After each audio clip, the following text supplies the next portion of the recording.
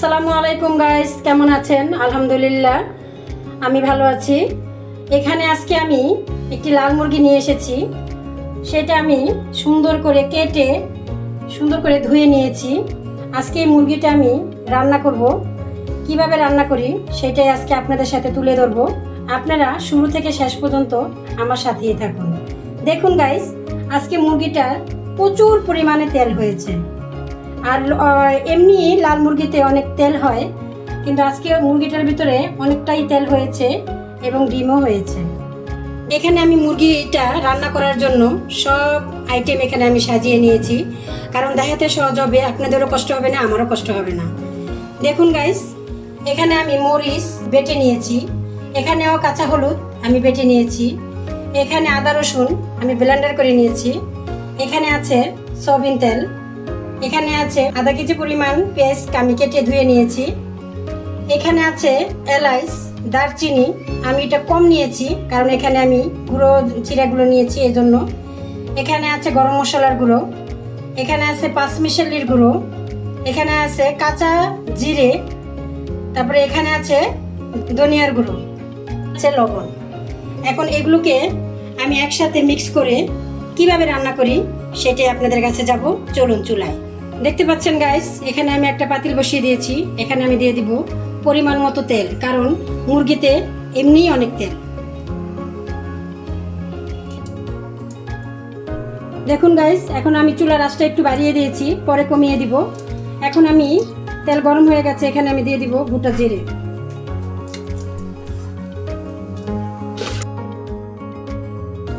আমি গরম হয়ে গেছে তেল, এখানে আমি দিয়ে দিব দারচিনি এবং 6 থেকে 7টি এলাচ কেটে রেখেছিলাম, পেস্টগুলো দিয়ে দিব।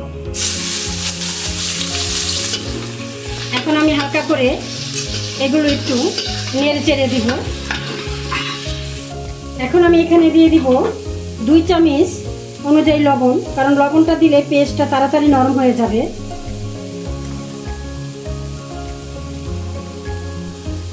লবণ দিয়ে আমি এটা সুন্দর করে একটু নেড়ে চেড়ে দিয়েছি। এখন একটু অপেক্ষা করব যেন পেস্টটা নরম হয়ে যায়। দেখুন গাইস, এখানে পেস্টটা সুন্দর নরম হয়ে গেছে, আমি বেশি লাল করব না। এখন এখানে যে মশলাগুলো আপনাদেরকে দেখিয়েছিলাম ওগুলো দিয়ে দিব।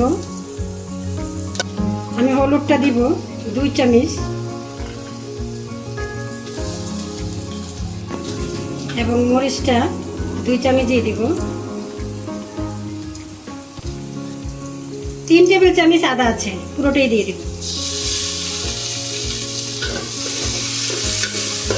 এখন এটাকে আমি সুন্দর করে ভালো করে মিশিয়ে নিব। দেখুন গাইস, আমি এটা নেড়ে চেড়ে একটু কষানোর জন্য রেখে দিব, এজন্য এখানে আমি হালকা একটু পানি দিয়ে দিব। দেখুন গাইস, কি সুন্দর তেল হয়েছে। এখন এখানে আমি দিয়ে দিব আরেকটু পানি, যেন আরেকটু সুন্দর করে কষানো হয়।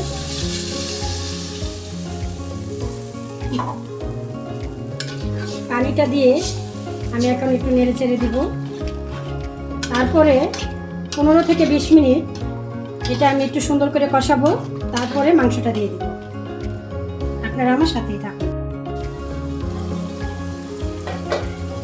দেখুন গাইস, কি সুন্দর হয়েছে, আর কি সুন্দরই বা চারপাশে তেল উঠে গেছে।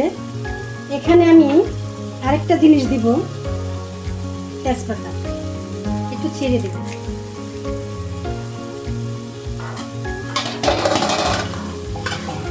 দেখুন গাইস, কি সুন্দর হয়েছে।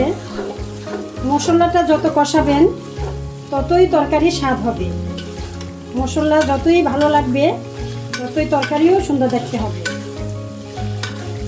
এখন আমি এখানে দিয়ে দিব আমার মাংস, যে আমি কেটে ধুয়ে রেখেছিলাম,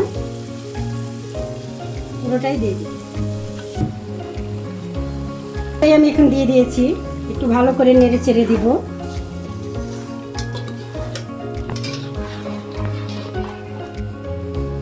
নেড়ে চেড়ে দিয়েছি। এখন যেহেতু দেশি মুরগি একটু সিদ্ধ হতে তো সময় লাগবে, এখন এটাকে আমি রেখে দিব 3 থেকে 4 মিনিট আর একটু কষানোর জন্য। দেখুন গাইস, কি সুন্দর আমি কষিয়েছি আর চারপাশে কি সুন্দর তেল উঠেছে। এমনি লাল মুরগি আমি আপনাদের দেখিয়েছি, এটাতে অনেক পরিমাণই তেল ওঠে, কারণ আমার মুরগিটাতে এমনি অনেক তেল ছিল। আমার সুন্দর করে আমি এটা কষিয়ে নিয়েছি, কষানো প্রায় শেষ। এখন আমি যতটুকু পরিমাণে ঝোল এখানে আমি রাখবো, সেই ঝোল অনুযায়ী আমি এখানে পানি দিয়ে দেব।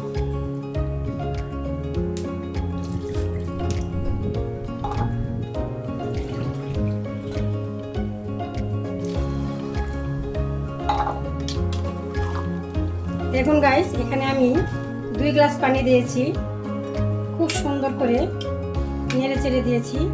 এখন আমি চুলার আঁচটা একটু বাড়িয়ে দিব। এখন অপেক্ষায় থাকবো ঝোলটা একটু শুকানোর জন্য। আপনারা আমার সাথেই থাকুন। দেখুন গাইস, আমার রান্না শেষ, আর এই পরিমাণে ঝোলই আমি রাখবো। আমার রান্না পুরো কমপ্লিট। এখন আমি এখানে 1/2 চা চামচ জিরে দিব, যেটা আমি আগে থেকেই তেলে গুঁড়ো করে রেখেছিলাম, সেটাই আমি এখন দিয়ে দেব।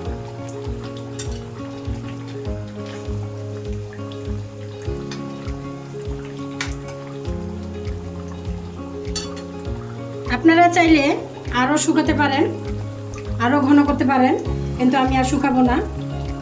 আমি এখানেই এতটুকু ঝোলে রাখবো আর এখানেই রান্না শেষ করে দেব। আমার রান্না পুরো কমপ্লিট শেষ। আমি পরিবেশনের জন্য সাজিয়ে নিয়েছি। আমার রান্নাটা কেমন হয়েছে অবশ্যই আমাকে কমেন্ট করে জানাবেন, এবং আরও সুন্দর সুন্দর এরকম রেসিপি যেন আপনাদেরকে সাথে আমি শেয়ার করতে পারি, অবশ্যই আমাকে লাইক, শেয়ার এবং কমেন্ট করবেন। আসসালামু আলাইকুম।